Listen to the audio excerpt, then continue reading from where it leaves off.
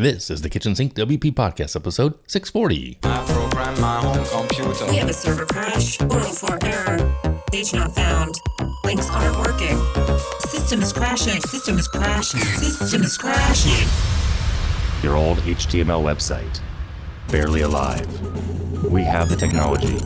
We have WordPress. A new website, better than it was before. Better, stronger, faster.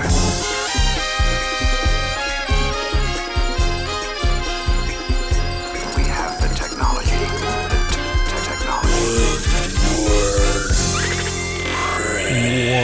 Hello, everybody. This is Adam Silver, the host of the Kitchen Sink WP Podcast. Thanks for being here. Let's get started. All right, upcoming events. One event next weekend, a big one. It is WordCamp Europe 2026, June 4th through the 6th. It is in, where is it again? Oh, yeah, it's in Krakow, Poland. Dzień dobry, jak się masz? Dobrze. That is because I do speak a little Polish. I've mentioned in the past, my mother is from that country, and I know when I'm in trouble, and I can get around maybe. Anyway, sadly, I'm not going. I would love to go, but my sponsorship on that did not work out this year. If you know what I mean, you know what I mean. All right, but you should go. It's going to be a fantastic event, I'm sure. The website looks fantastic. Man, it'd be awesome to go, but I'm not going to be there. So that's it for that section of upcoming events. Moving on, segment one. Also, one thing to talk about here in the news, and that is WordPress turned 23 years old this past week, which is just crazy. It's as old as my middle child.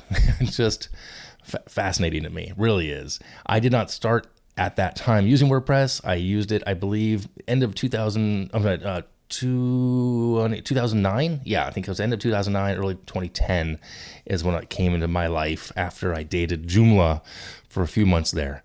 Yeah, and Blogspot, all those other blogging platforms. Yeah, anyway, crazy. So yeah, 23 years old, a lot of celebrations around the country, around the world.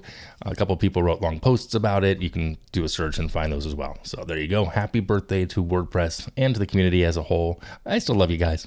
Right? I mean, heck, I've been doing the show now for 12 and a half years, almost 12 and a half years every week. So yeah. Okay, moving on. Segment two, the meat and potatoes of this week's episode. So somehow we are already staring June, the month of June, directly in the face. Like the episode drops on June 1st, this episode. And every single year around this time, I start hearing the same thing from people in business, at agencies, freelancers, content creators, even in the WordPress space, across the board, all industries. Things are slowing down for the summer. That's the thing we hear. Clients disappear, people go on vacation, emails take longer to get responses from. Somebody is always out of the office till next Tuesday. And at some point, somebody inevitably will say, let's reconnect after Labor Day. Now, honestly, I'm not totally sure I buy this idea of summer being truly slow anymore. Different, yes, for sure. Slower in some ways, okay. But dead, quiet, everybody offline, I don't know if that's the case anymore. So that being said, today I want to talk a little bit more about what I'm calling the summer slowdown myth. And this has approximately 1, 2, 3, 4, 5, 6 different little sections here, if you will. So just bear with me on this. It's kind of it's an insight into how I thought about the summertime because we are now in June. So starting with, summer used to feel different. I do think there was a time when summer genuinely had a different business rhythm, especially in agency life. Projects would stall because approvals were sitting with someone on vacation. Entire timelines would get pushed because a decision maker was at the beach for 2 weeks. Conferences and events slowed down a bit, true, and businesses almost treated summer like it was a collective pause button. I remember hearing things consistently like, we'll revisit this in September, like I said earlier, which translated into agency language basically means see you in 3 months. But now, between remote work, Slack, Zoom, smartphones, distributed teams, and people working literally from everywhere, business just keeps moving. I mean, people are answering emails from airport lounges. I've done it. I've taken Zoom calls. It just doesn't matter where you are. Entire companies are now also operating asynchronously. Someone's approving website copy while sitting poolside somewhere in Florida. It's a thing. The old office world seasonal rhythm just feels different now, and it has for a while. Which leads me to the section about the work changes more than the pace. What I do think happens during the summer is that the type of work just changes, like I said. Spring tends to feel very execution heavy. Everyone's launching things, pushing projects out the door, racing towards a deadline. And then fall becomes complete madness with Q4 planning, Black Friday prep, year-end budgets, marketing campaigns, sponsorships, events, all the chaos that comes with the back half of a year. But summer becomes this interesting middle ground. This is when people finally start cleaning things up. Suddenly, teams are updating documentation they ignored since January. Businesses start revisiting internal processes. Agencies start reorganizing project workflows. People finally update their own websites instead of just client websites. And honestly, this is also when experimentation starts happening. This is when someone might say, hey, maybe we should test some AI workflows. Or what if we tried video content? Or maybe it's finally time to redesign this thing. Now, summer becomes this quieter strategy season where people work on the business instead of constantly reacting inside the business. Now, this leads me to the section being that summer, in my opinion, is a perfect time for the weird side projects. And I mean that as a compliment. There's just something about longer days, warmer weather, and slightly looser schedules that creates a creative energy again. This is the season when somebody might launch a tiny newsletter, or start a niche podcast, or buy a random domain they've been thinking about for 6 months, or in my case, 6 hours, or finally experiments with YouTube, or builds a plugin idea that's been sitting in notes in your notes app forever, for who knows how long. Now, not every project has to become a huge business. Sometimes projects exist because they're fun. Think about that. They're fun. Sometimes they exist because you want to learn something. Sometimes they exist because you're just creatively curious for the moment. And ironically, a lot of the coolest opportunities come out of those smaller passion projects later on. So I think summer creates room for that kind of thinking again, and I think we need to embrace it. Now, on the issue of embracing things, I think networking feels more human in summer. I think it's a good thing. It's a good thing to do because it's just less formal. You might run into people at smaller events. Meetups feel more relaxed.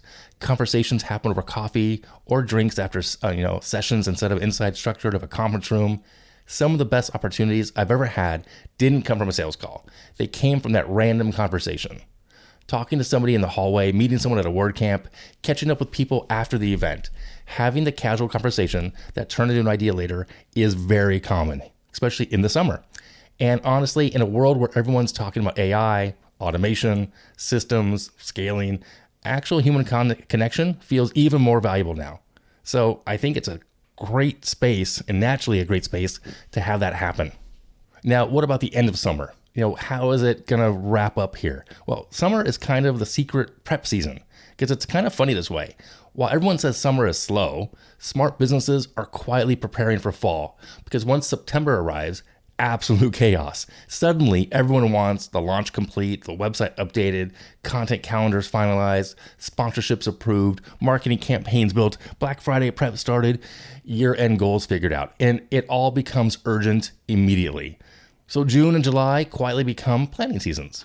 And this is when smart teams are getting ahead before the storm arrives. The people who use summer intentionally are usually the ones not completely panicking in October. I'm gonna say that one more time. The people who use summer intentionally are usually the ones not completely panicking in October. All right, and now a little bit of a personal reflection on this whole rigmarole, if you will, because I've been thinking about this a lot. There's this pressure online now that says we always need to be sprinting. Always scaling, growing, launching, building bigger things. But real life just doesn't work like that. Some seasons are for growth, some are for rebuilding, some are for maintenance, and some are for experimentation. Running, as you all know, I do that a lot, has taught me a lot about this. You cannot run at a race pace all year long. You'll burn out. Again, I've talked about that. I have burnt out multiple times over the past 20 out of 23 years using doing this thing that we do. Sometimes you need slower miles. Sometimes you need recovery weeks. Sometimes you need to rebuild your base before the next push. So I think summer can be the season in that business as well. Not lazy, not unproductive, just a different rhythm. And that is okay. Momentum matters more than the intensity. So maybe summer isn't actually a slowdown. Maybe it's just a shift, a season for cleanup, for the experimentation, for relationship building, for creativity, for planning, for catching your breath before the fall insanity arrives. And maybe you're listening to this while floating in a pool, pretending your inbox doesn't exist. Honestly, full respect if that's what you're doing. A little jealous. I wish I had a pool. And if you've got thoughts about whether summer is actually slowing down, send them my way. So yeah, that's my little take on this whole myth of the summer slowdown. All right, moving on. Segment 3, tip and tool of the week. This one I found out about from a friend of mine by the name of Marcus. Go figure. It's called novamira.ai. It apparently gives your AI full access to PHP, WP, CLI commands, database queries, and helps you with building sites. I believe there's a free and a pro version. It's kind of like the plugin that David Stone had created, but I think it's slightly different because it works specifically with a few of the page building themes as well. So check it out. I haven't tried it yet. Looks interesting, that's for sure. And it's over at novamira.ai, novamira.ai. I have no connection to them, but by all means, check it out. All right, I'm going to wrap it up here. If you have any questions, go ahead, send it in via email, adam@kitchensinkwp.com, or use that speak pipe function on the website. If you want to support the show, you can be a Patreon or buy me a coffee, ways to do that on the site. If you want to sponsor the show, that would be fantastic. You can do that too. Fill out the form and I'll get right back to you. Thanks for listening. See you next week. Now go out to some awesome things with WordPress. All right, bye-bye.